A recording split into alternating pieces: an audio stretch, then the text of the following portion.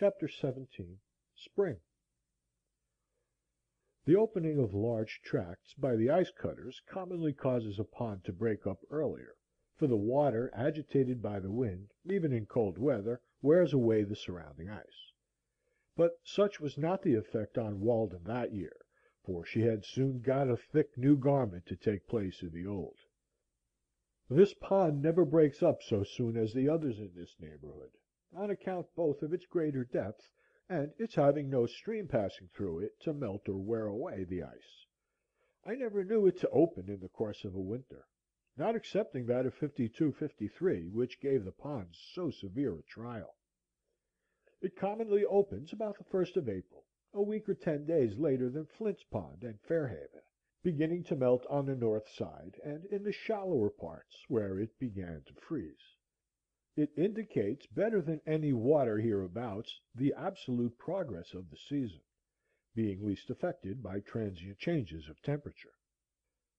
A severe cold of a few days' duration in March may very much retard the opening of the former ponds, while the temperature of Walden increases almost uninterruptedly.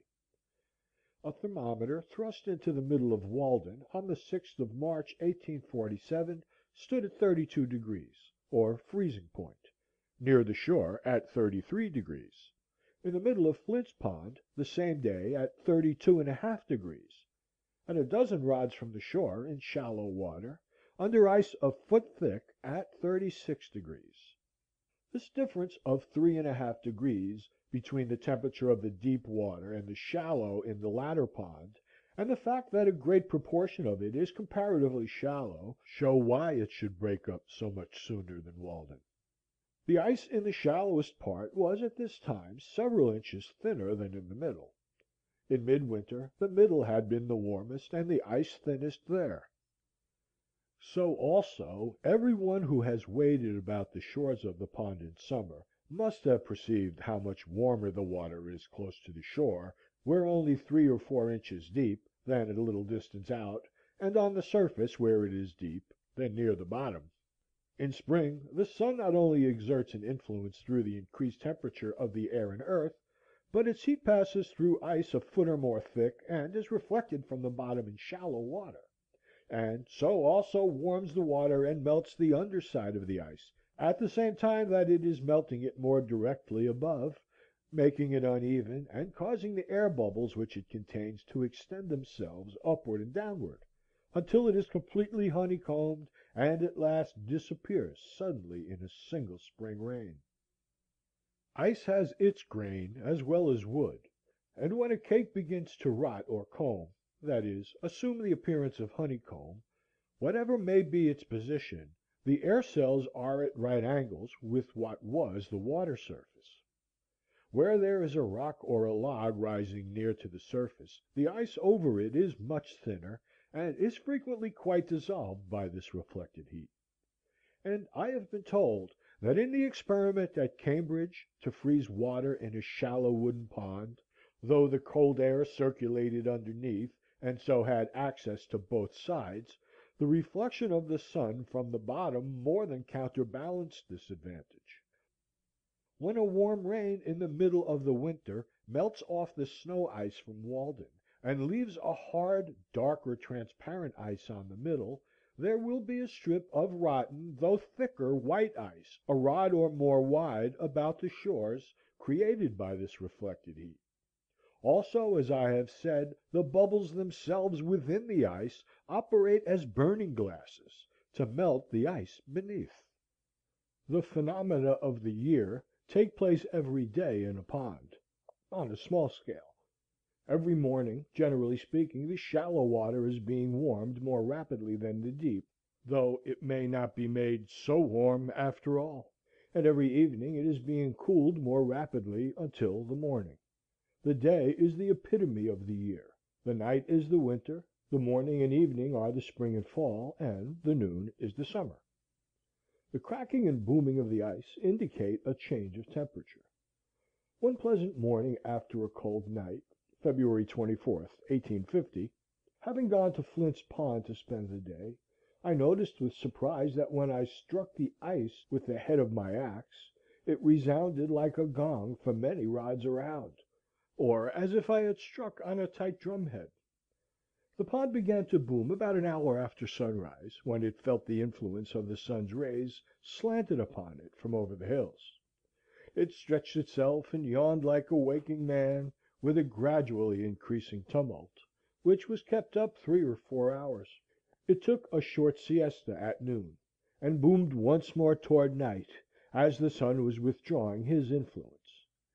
In the right stage of the weather a pond fires its evening gun with great regularity; but in the middle of the day, being full of cracks, and the air also being less elastic, it had completely lost its resonance, and probably fishes and muskrats could not then have been stunned by a blow on it.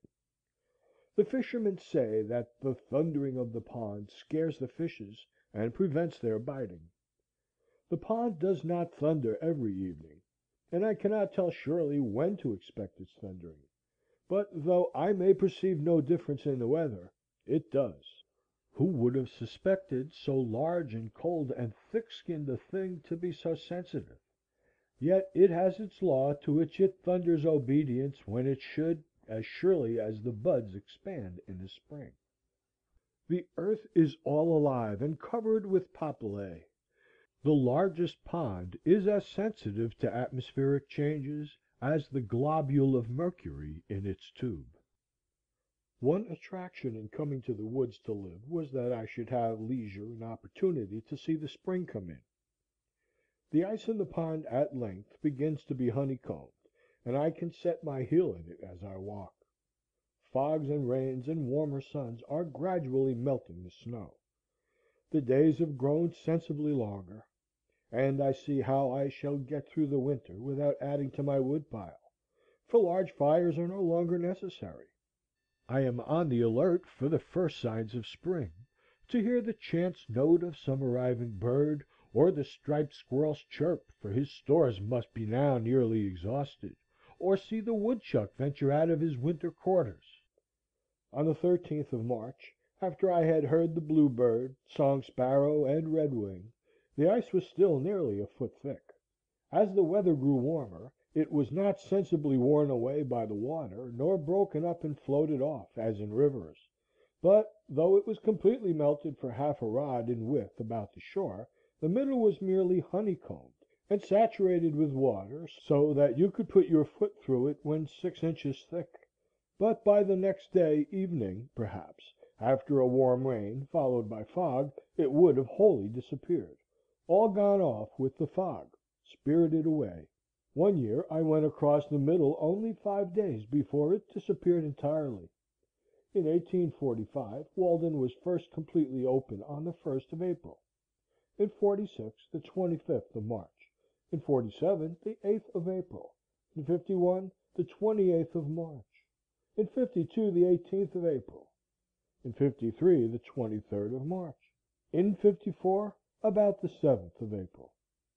Every incident connected with the breaking up of the rivers and ponds, and the settling of the weather, is particularly interesting to us who live in a climate of so great extremes.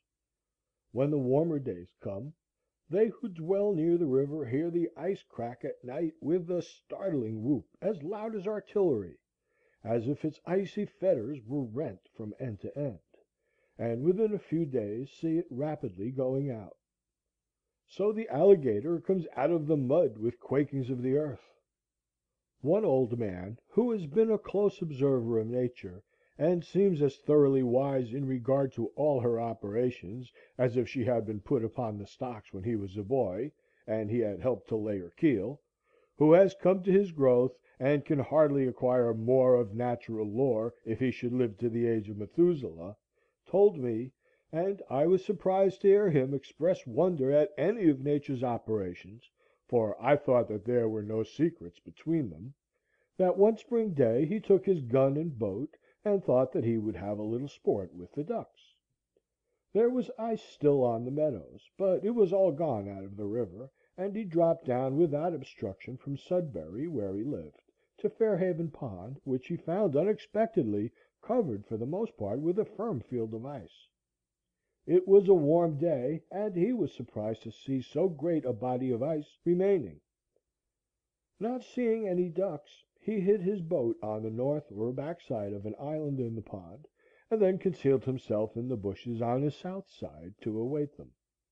The ice was melted for 3 or 4 rods from the shore, and there was a smooth and warm sheet of water, with a muddy bottom, such as the ducks love, within, and he thought it likely that some would be along pretty soon. After he had lain still there about an hour, he heard a low and seemingly very distant sound, but singularly grand and impressive, unlike anything he had ever heard, gradually swelling and increasing, as if it would have a universal and memorable ending. A sullen rush and roar, which seemed to him all at once like the sound of a vast body of fowl coming in to settle there, and seizing his gun, he started up in haste and excited. But he found to his surprise that the whole body of the ice had started while he laid there, and drifted in to the shore, and the sound he had heard was made by its edge grating on the shore, at first gently nibbled and crumbled off, but at length heaving up and scattering its wrecks along the island to a considerable height before it came to a standstill. At length the sun's rays have attained the right angle, and warm winds blow up mist and rain and melt the snow banks, and the sun, dispersing the mist, smiles on a checkered landscape of russet and white, smoking with incense, through which the traveller picks his way from islet to islet, cheered by the music of 1,000 tinkling rills and rivulets, whose veins are filled with the blood of winter, which they are bearing off. Few phenomena gave me more delight than to observe the forms which thawing sand and clay assume in flowing down the sides of a deep cut on the railroad through which I passed on my way to the village, a phenomenon not very common on so large a scale, though the number of freshly exposed banks of the right material must have been greatly multiplied since railroads were invented. The material was sand of every degree of fineness, and of various rich colors, commonly mixed with a little clay. When the frost comes out in the spring, and even in a thawing day in the winter, the sand begins to flow down the slopes like lava, sometimes bursting out through the snow and overflowing it where no sand was to be seen before. Innumerable little streams overlap and interlace one with another, exhibiting a sort of hybrid product, which obeys half-way the laws of currents, and half-way that of vegetation. As it flows, it takes the forms of sappy leaves or vines, making heaps of pulpy sprays a foot or more in depth, and resembling, as you look down on them, the laciniated, lobed, and imbricated thalluses of some lichens. Or you are reminded of coral, of leopard's paws or bird's feet, of brains or lungs or bowels, and excrements of all kinds. It is a truly grotesque vegetation, whose forms and color we see imitated in bronze, a sort of architectural foliage more ancient and typical than acanthus, chicory, ivy, vine, or any vegetable leaves, destined perhaps under some circumstances to become a puzzle to future geologists. The whole cut impressed me as if it were a cave with its stalactites laid open to the light. The various shades of the sand are singularly rich and agreeable, embracing the different iron colors, brown, gray, yellowish, and reddish. When the flowing mass reaches the drain at the foot of the bank, it spreads out flatter into strands, the separate streams losing their semi-cylindrical form and gradually becoming more flat and broad, running together as they are more moist, till they form an almost flat sand, still variously and beautifully shaded, but in which you can trace the original forms of vegetation, till at length in the water itself they are converted into banks, like those formed off the mouths of rivers, and the forms of vegetation are lost in the ripple marks on the bottom. The whole bank, which is from 20 to 40 feet high, is sometimes overlaid with a mass of this kind of foliage or sandy rapture, for a quarter of a mile on one or both sides, the produce of one spring day. What makes this sand foliage remarkable is its springing into existence thus suddenly. When I see on the one side the inert bank, for the sun acts on one side first, and on the other this luxuriant foliage, the creation of an hour, I am affected as if in a peculiar sense I stood in the laboratory of the artist who made the world and me, had come to where he was still at work, sporting on this bank, and with excess of energy strewing his fresh designs about. I feel as if I were nearer to the vitals of the globe, for this sandy overflow is something, such a foliaceous mass as the vitals of the animal body. You find thus in the very sands an anticipation of the vegetable leaf. No wonder that the earth expresses itself outwardly in leaves. It so labors with the idea inwardly. The atoms have already learned this law, and are pregnant by it. The overhanging leaf sees here its prototype. Internally, whether in the globe or animal body, it is a moist, thick lobe, a word especially applicable to the liver and lungs and the leaves of fat. Labor, lapsus, to flow or slip downward, elapsing. Globus, lobe, globe, also lap, flap, and many other words. Externally, a dry, thin leaf, even as the F and V are a pressed and dried B. The radicals of lobe are LB, the soft mass of the B, single lobed, or capital B, double lobed, with the liquid L behind it, pressing it forward. In globe, GLB, the guttural G adds to the meaning the capacity of the throat. The feathers and wings of birds are still drier and thinner leaves. Thus also you pass from the lumpish grub in the earth to the airy and fluttering butterfly.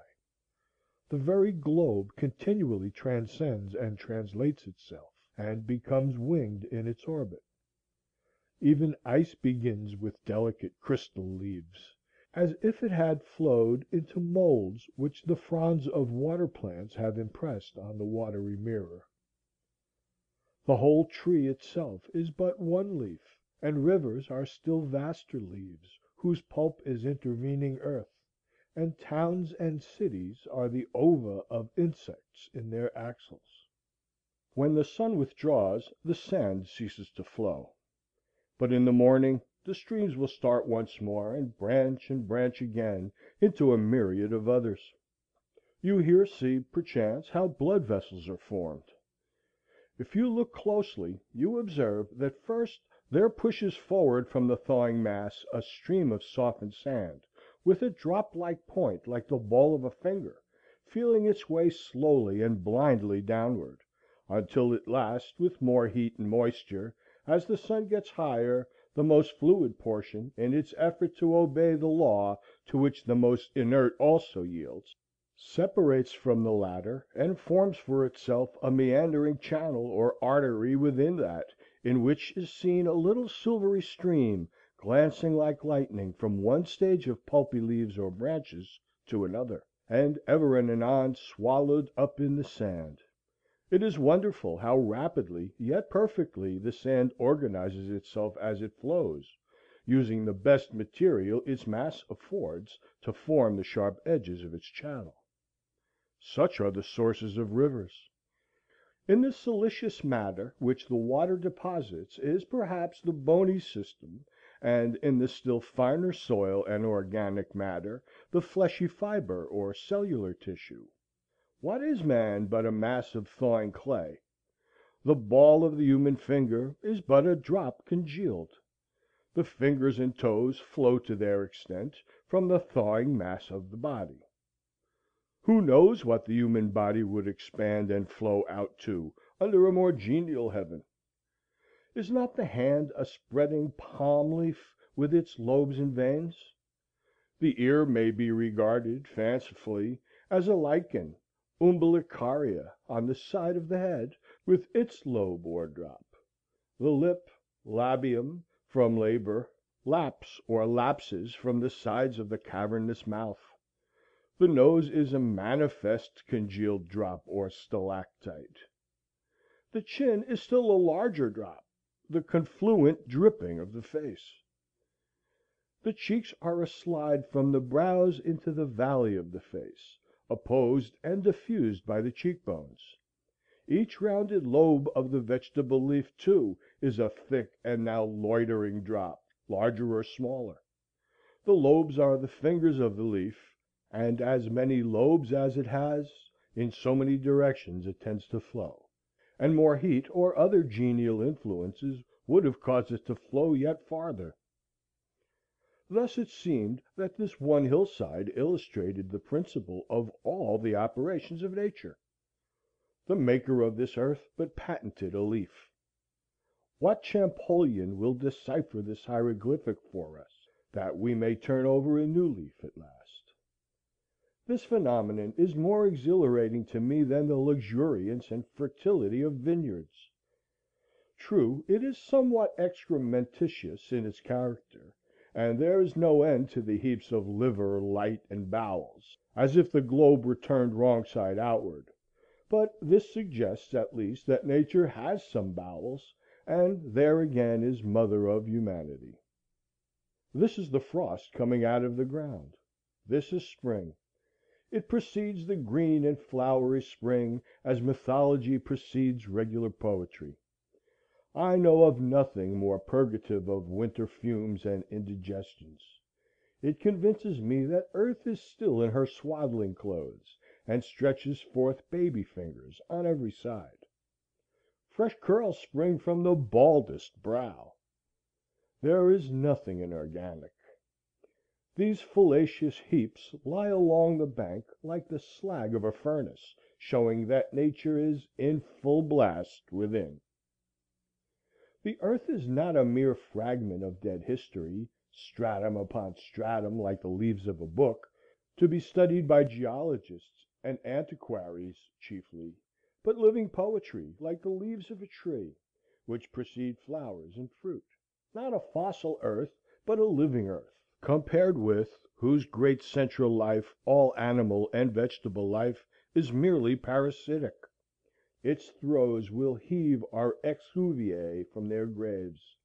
You may melt your metals and cast them into the most beautiful mold you can. They will never excite me like the forms which this molten earth flows out into. And not only it, but the institutions upon it, are plastic, like clay in the hands of the potter. Ere long, not only on these banks, but on every hill and plain, and in every hollow, the frost comes out of the ground like a dormant quadruped from its burrow, and seeks the sea with music, or migrates to other climes in clouds. Thaw, with his gentle persuasion, is more powerful than Thor with his hammer. The one melts, the other but breaks in pieces. When the ground was partially bare of snow, and a few warm days had dried its surface somewhat, it was pleasant to compare the first tender signs of the infant year just peeping forth with the stately beauty of the withered vegetation which had withstood the winter. Life everlasting, goldenrods, pinweeds, and graceful wild grasses, more obvious and interesting frequently than in summer even, as if their beauty was not ripe till then. Even cotton grass, cattails, mulleins, johnswort, hardhack, meadow sweet, and other strong stemmed plants, those unexhausted granaries which entertain the earliest birds, decent weeds, at least, which widowed nature wears. I am particularly attracted by the arching and sheaf-like top of the wool grass. It brings back the summer to our winter memories, and is among the forms which art loves to copy, and which in the vegetable kingdom have the same relation to types already in the mind of man that astronomy has.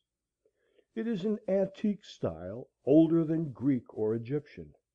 Many of the phenomena of winter are suggestive of an inexpressible tenderness and fragile delicacy. We are accustomed to hear this king described as a rude and boisterous tyrant, but With the gentleness of a lover he adorns the tresses of summer. At the approach of spring the red squirrels got under my house, two at a time, directly under my feet as I sat reading or writing, and kept up the queerest chuckling and chirruping and vocal pirouetting and gurgling sounds that ever were heard. And when I stamped, they only chirruped the louder, as if past all fear and respect in their mad pranks, defying humanity to stop them. No, you don't. Chicory, chicory. They were wholly deaf to my arguments, or failed to perceive their force, and fell into a strain of invective that was irresistible. The first sparrow of spring! The year beginning with younger hope than ever. The faint silvery warblings heard over the partially bare and moist fields from the bluebird, the song sparrow, and the redwing, as if the last flakes of winter tinkled as they fell. What at such a time are histories, chronologies, traditions, and all written revelations? The brooks sing carols and glees to the spring. The marsh hawk, sailing low over the meadow, is already seeking the first slimy life that awakes. The sinking sound of melting snow is heard in all dells, and the ice dissolves apace in the ponds. The grass flames up on the hillsides like a spring fire. Et primitus auditur herba imbribus primoribus evocata, as if the earth sent forth an inward heat to greet the returning sun. Not yellow, but green is the color of its flame. The symbol of perpetual youth, the grass blade, like a long green ribbon, streams from the sod into the summer, checked indeed by the frost, but anon pushing on again, lifting its spear of last year's hay with the fresh life below. It grows as steadily as the rill oozes out of the ground. It is almost identical with that, for in the growing days of June, when the rills are dry, the grass blades are their channels, and from year to year the herds drink at this perennial green stream, and the mower draws from it betimes their winter supply. So our human life but dies down to its root, and still puts forth its green blade to eternity. Walden is melting apace.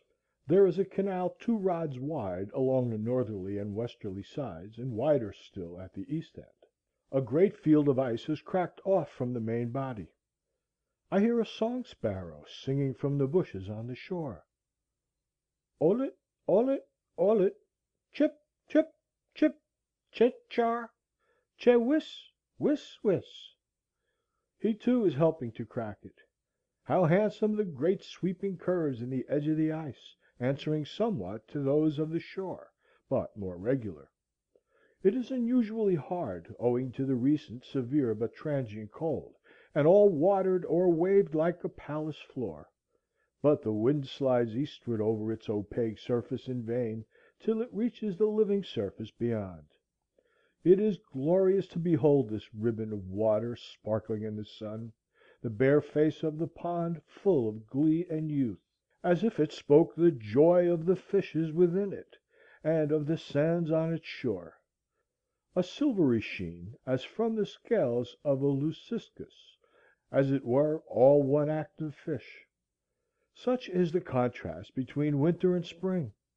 Walden was dead, and is alive again. But this spring it broke up more steadily, as I have said. The change from storm and winter to serene and mild weather, from dark and sluggish hours to bright and elastic ones, is a memorable crisis which all things proclaim. It is seemingly instantaneous at last. Suddenly an influx of light filled my house, though the evening was at hand, and the clouds of winter still overhung it, and the eaves were dripping with sleety rain. I looked out the window, and lo, where yesterday was cold gray ice, there lay the transparent pond, already calm and full of hope as in a summer evening, reflecting a summer evening sky in its bosom, though none was visible overhead, as if it had intelligence with some remote horizon. I heard a robin in the distance. the first I had heard for many a thousand years, methought whose note I should not forget for many a thousand more. The same sweet and powerful song as of yore. Oh, the evening robin at the end of a New England summer day! If I could ever find the twig he sits upon! I mean the twig. This, at least, is not the Turdus migratorius. The pitch pines and shrub oaks about my house, which had so long drooped, suddenly resumed their several characters, looked brighter, greener, and more erect and alive, as if effectually cleansed and restored by the rain. I knew that it would not rain any more. You can tell by looking at any twig of the forest; ay, at your very wood pile, whether its winter is past or not. As it grew darker, I was startled by the honking of geese flying low over the woods, like weary travelers getting in late from southern lakes, and indulging at last in unrestrained complaint and mutual consolation. Standing at my door, I could hear the rush of their wings. When driving toward my house, they suddenly spied my light, and with hushed clamor wheeled and settled in the pond. So I came in and shut the door, and passed my first spring night in the woods. In the morning I watched the geese from the door through the mist, sailing in the middle of the pond, 50 rods off, so large and tumultuous that Walden appeared like an artificial pond for their amusement. But when I stood on the shore, they at once rose up with a great flapping of wings at the signal of their commander, and when they had got into rank, circled about over my head, 29 of them, and then steered straight to Canada with a regular honk from the leader at intervals, trusting to break their fast in muddier pools. A plump of ducks rose at the same time, and took the route to the north in the wake of their noisier cousins. For a week I heard the circling, groping clangor of some solitary goose in the foggy mornings, seeking its companion, and still peopling the woods with the sound of a larger life than they could sustain. In April the pigeons were seen again, flying express in small flocks, and in due time I heard the martins twittering over my clearing, though it had not seemed that the township contained so many that it could afford me any, and I fancied that they were peculiarly of the ancient race that dwelt in hollow trees ere white men came. In almost all climes the tortoise and the frog are among the precursors and heralds of this season, and birds fly with song and glancing plumage, and plants spring and bloom, and winds blow, to correct this slight oscillation of the poles and preserve the equilibrium of nature. As every season seems best to us in its turn, so the coming in of spring is like the creation of Cosmos out of chaos, and the realization of the golden age. Eodus ad auroram nabathaeque regna resissit, peridaque et radiis juga subdita matutinus. The east wind withdrew to Aurora and the Nabathæan kingdom, and the Persian, and the ridges placed under the morning rays. Man was born. Whether that artificer of things, the origin of a better world, made him from the divine scene, or the earth, being recent and lately sundered from the high ether, retained some seeds of cognate heaven. A single gentle rain makes the grass many shades greener. So our prospects brighten on the influx of better thoughts. We should be blessed if we lived in the present always, and took advantage of every accident that befell us, like the grass which confesses the influence of the slightest dew that falls on it, and did not spend our time in atoning for the neglect of past opportunities, which we call doing our duty. We loiter in winter while it is already spring. In a pleasant spring morning all men's sins are forgiven. Such a day is a truce to vice. While such a sun holds out to burn, the vilest sinner may return. through our own recovered innocence, we discern the innocence of our neighbors. You may have known your neighbor yesterday for a thief, a drunkard, or a sensualist, and merely pitied or despised him, and despaired of the world. But the sun shines bright and warm this first spring morning, recreating the world, and you meet him at some serene work, and see how it is, exhausted and debauched veins expand with still joy and bless the new day, feel the spring influence with the innocence of infancy, and all his faults are forgotten.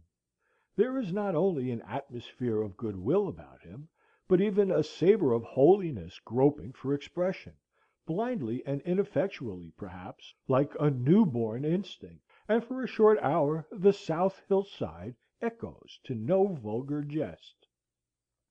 You see some innocent fair shoots preparing to burst from his gnarled rind, and try another year's life, tender and fresh as the youngest plant. Even he has entered into the joy of his Lord. Why the jailer does not leave open his prison doors? Why the judge does not dismiss his case? Why the preacher does not dismiss his congregation? It is because they do not obey the hint which God gives them, nor accept the pardon which he freely offers to all. A return to goodness, produced each day in the tranquil and beneficent breath of the morning, causes that in respect to the love of virtue and the hatred of vice, one approaches a little the primitive nature of man, as the sprouts of the forest which has been felled.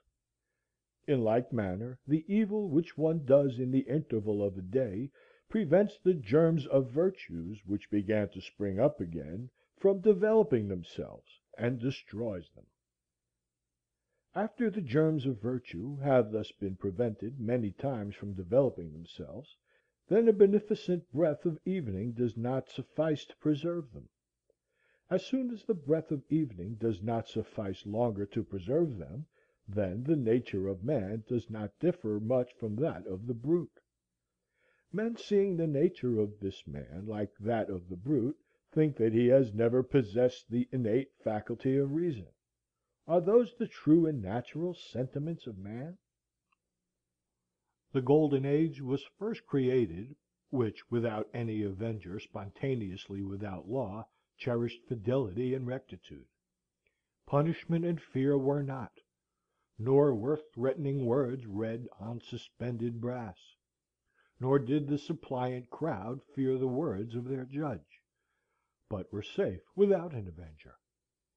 Not yet the pine felled on its mountains had descended to the liquid waves that it might see a foreign world, and mortals knew no shores but their own. There was eternal spring, and placid zephyrs with warm blasts soothed the flowers born without seed.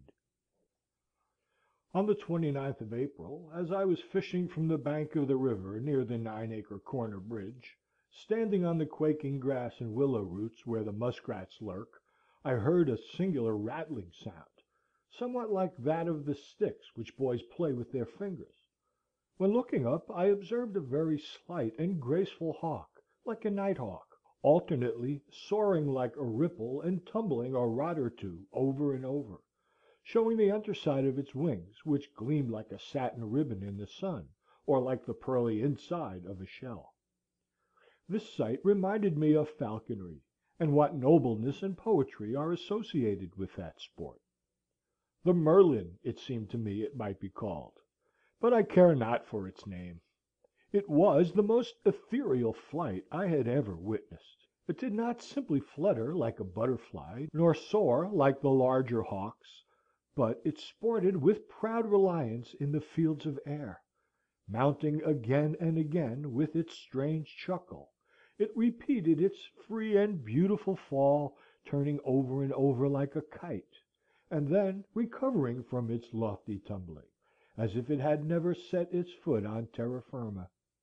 It appeared to have no companion in the universe, sporting there alone, and to need none but the morning and the ether with which it played. It was not lonely, but made all the earth lonely beneath it. Where was the parent which hatched it? its kindred, and its father in the heavens.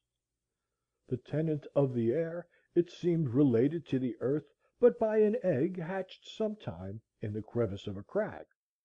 Or was its native nest made in the angle of a cloud, woven of the rainbow's trimmings and the sunset sky, and lined with some soft midsummer haze caught up from earth, its eyrie now some cliffy cloud?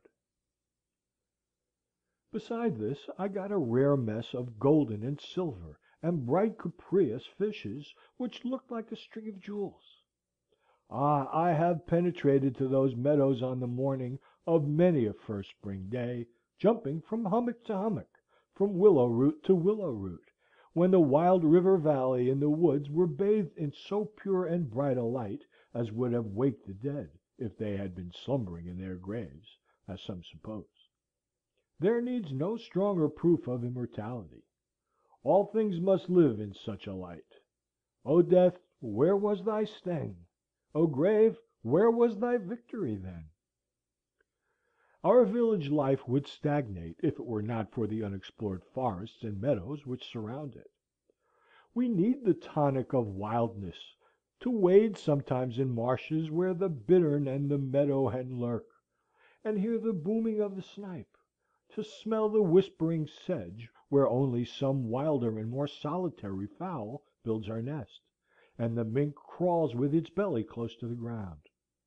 At the same time that we are earnest to explore and learn all things, we require that all things be mysterious and unexplorable, that land and sea be infinitely wild, unsurveyed and unfathomed by us, because unfathomable.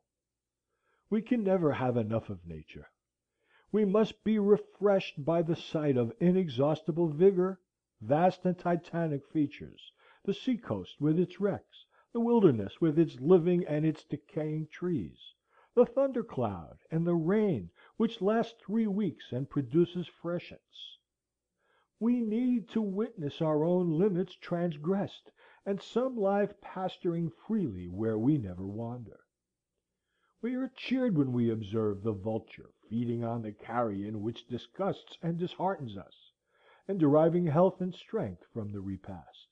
There was a dead horse in a hollow by the path to my house, which compelled me sometimes to go out of my way, especially in the night when the air was heavy, but the assurance it gave me of the strong appetite and inviolable health of nature was my compensation for this.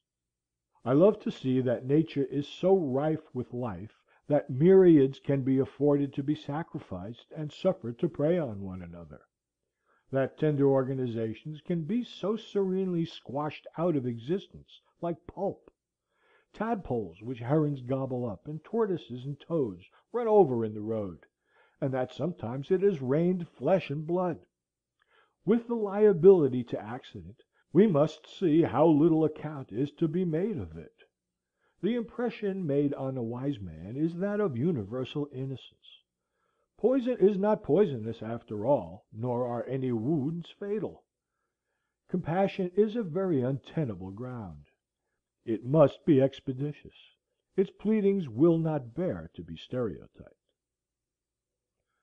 Early in May, the oaks, hickories, maples, and other trees, just putting out amidst the pine woods around the pond, imparted a brightness like sunshine to the landscape, especially in cloudy days, as if the sun were breaking through mists and shining faintly on the hillsides here and there. On the 3rd or 4th of May I saw a loon in the pond, and during the first week of the month I heard the whippoorwill, the brown thrasher, the veery, the wood pewee, the chewink, and other birds. I had heard the wood thrush long before. The phoebe had already come once more and looked in at my door and window to see if my house was cavern-like enough for her, sustaining herself on humming wings, with clinched talons, as if she held by the air while she surveyed the premises. The sulphur-like pollen of the pitch pine soon covered the pond and the stones and rotten wood along the shore, so that you could have collected a barrelful. This is the sulphur showers we hear of. Even in Calidas' drama of Sakuntala we read of rills died yellow with the golden dust of the lotus, and so the seasons went rolling on into summer, as one rambles into higher and higher grass. Thus was my first year's life in the woods completed, and the second year was similar to it. I finally left Walden September 6th, 1847. Chapter 17